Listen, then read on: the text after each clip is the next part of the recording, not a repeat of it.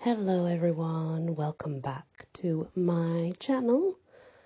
We are still going through the Icelandic folk tales and fairy tales, but we are now on to ghosts and sorcerers section, which most of these stories are short, so I'll do more than one because they are very short. But please leave a like because it does really help. I would appreciate it. Thank you. The first one is called Mother in the Pen. There once was a maid at a farm. She had become pregnant, given birth, and exposed her child to die, which was not all that rare in Iceland, even when such a deed called for harsh penance, fines, or death. Some time after this happened, a dance of a kind called Viki Laki, formerly quite common in the country, was to be held, and this same girl was invited to it. But because she loved pretty clothes, yet had no garments fine enough for such a gathering, she became very distressed, thinking she would have to stay home and miss the dance. One evening, shortly before the dance, the maid was milking the ewes in the sheep pen along with another woman. Then she began complaining to her companion that she had nothing to wear for the Vikavaki. As soon as she had spoken, they heard a verse chanted under the wall of the pen. Mother in the pen, primp and charm the men, take my swaddling rags to don, and dance in them. Thinking that she detected in it a barb meant for her, the girl who had exposed her child to die was startled out of her wits by the verse, and she remained that way for the rest of her life. The end. So it means she was terrified that it was because of what she did that voice was heard, and she believed she was haunted, and she stayed that way for the rest of her entire life, guys. Kind of a punishment, I would think, isn't it? The next one. Give me back my bone, Gunnar. It was customary for people in the countryside to take light with them to the cowshed in the winter-time. Usually the source of light used on such occasions was a simple lamp called cola or pan. It was a thin, shallow kind of vessel with a narrow handle sticking out of it, which would fit into a hole in any vertical post in the shed to illuminate the place while people were working there. The cola had a lighted wick and fish or train oil to feed it, and was generally carried to the shed, and it was already lit, in a protective covering that was specially made for that purpose and called a light carrier. It was shaped like a gabled house with a sharp-angled roof. A small opening was left next to the bottom at one end of the light carrier, though which here was through the cola were to be slid inside, so it could be carried to the cowshed. One winter, a girl named Gudrun, who was a dairymaid at the parsonage, having lost or broken her collar, resolved to take a shard of human skull that had been dug up in the graveyard, light a wick in it, and use it for a lamp. This was of little consequence, though, the early part of winter and past Christmas. But on New Year's Eve, when the girl had carried her light to the cowshed as usual, she heard a voice calling her through the window, saying, "Give me back my bone, Gunnar." Gudrun made a short shift of it, took the piece of skull as it was, light and all, flung it in the manure trough, stomped on it, and said, "Then come and get it, damn you." Another Another version of this story is that Gudrun only flung the piece of skull in the direction from which the sound had come, but didn't stomp on it. However it was, the girl suffered no harm because she returned the skull to where it belonged. The next story is called Gone is My Glowing Skin Tone. Once, at a pastorage, a dead person had to be buried, and the pastor's hired hands were set to dig the grave. Also, in the pastor's household, was a spunky young servant girl. When the grave was almost all ready, she happened to walk through the churchyard, and just as she was going by, the grave diggers turned up a human bone. It was a thigh bone of enormous size. The girl caught sight of the bone and picked it up. And she was examining it. She remarked, "It would have been fun to kiss him when he was alive." Then she put the bone down and walked off. The day passed into evening. When it was dark and the lamps had been lit, the pastor found he needed a book that he had unfortunately left at the altar of the church earlier in the day. He asked the girl to go and get it for him, for she had a reputation of being totally unafraid of the dark. The girl had no objection, so she went out to the church, picked up the book from the altar, and returned back down the aisle. When she reached the door, she saw a man of huge stature sitting in the last pew on the north side. He addressed her, speaking this verse: "Gone is my glowing skin tone, good my maid and faded. Look in my dead eyes, lady, lustrous of old, though cold now. Hacked in half my buckler, had I of yore in war. My beard's uncleaned, but kindly, kiss me if you still wish to." The girl, not the least taken aback, went over to the man and kissed him.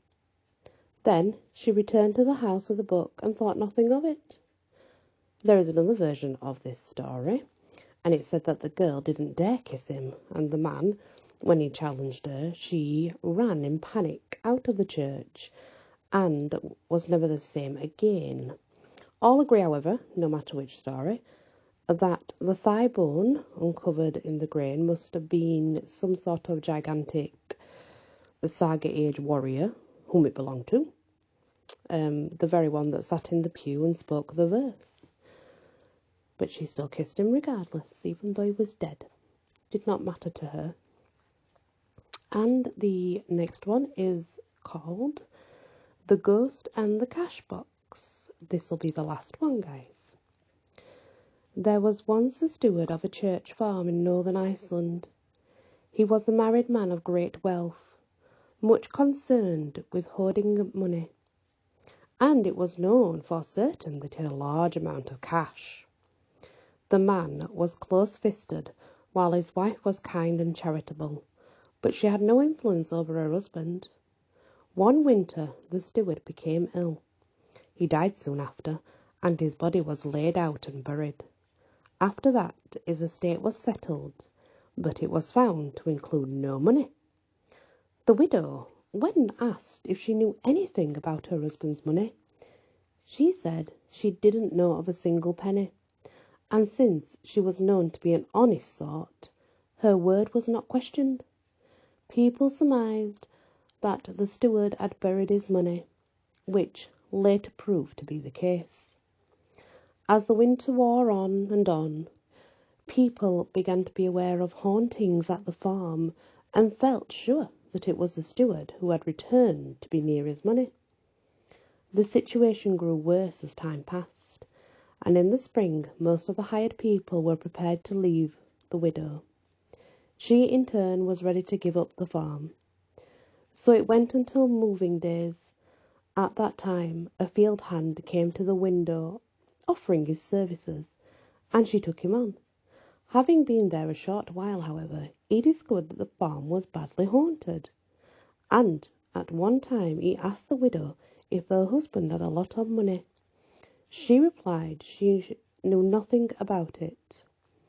Summer now passed into fall, and it was market time, and the field hand went to town, and among other things he bought was a quantity of tin sheets and white linen.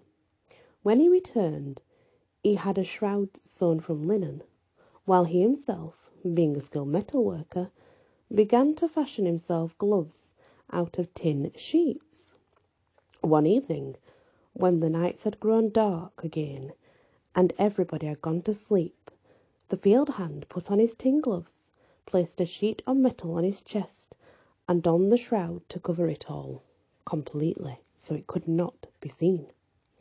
He went into the churchyard, close to the steward's grave, and paced back and forth, playing with a silver piece in the palm of his hand. Not long afterward, a ghost arose out of the steward's grave. He was quick to spot the field hand. "Are you one of us?" he asked. "Yes," said the hired man. "Let me feel," said the ghost. The field worker gave him his hand, and the ghost felt it was cold. "Yes, you're a ghost, all right," he said. "What did you return for?" "To play with my silver piece," said the field hand. "Poor wretch," exclaimed the ghost. "What if you had as much money as I do?" "You have a lot of money?" asked the hired man. "Yes, sir," replied the ghost. And with that he ran out of the churchyard, the hired man following. They went on until they were close to the edge of the home field. Here the ghost kicked over a hummock and pulled his cash box out of the earth. The two of them began to play with the money and spent most of the night at it. When it was drawing near dawn, the ghost wanted to gather up the money and put it away, but the hired man said he hadn't seen the small coins yet scattered, and he wanted to see each one. Each one was absolutely scattered underneath everything. The ghost looked at him and said, "You can't be a ghost." "Sure I am," said the hired man. "Just feel for yourself." And he held out the other hand. "It's true," said the ghost. And again he began to gather up the coins, while the hired man continued to fling them all over the place. The ghost now got good and mad, saying the other man must be alive and wanted to betray him. The hired man denied this again. Then the ghost grabbed him by the chest, but, feeling it was cold, had to admit, "It's true what you say. You're the same as I. You feel the same as I." Once more the ghost began gathering up his money, and this time the hired man no longer dared prevent it. "I'm going to put my silver piece in with your money," he said. "Sure, why don't you?" said the ghost.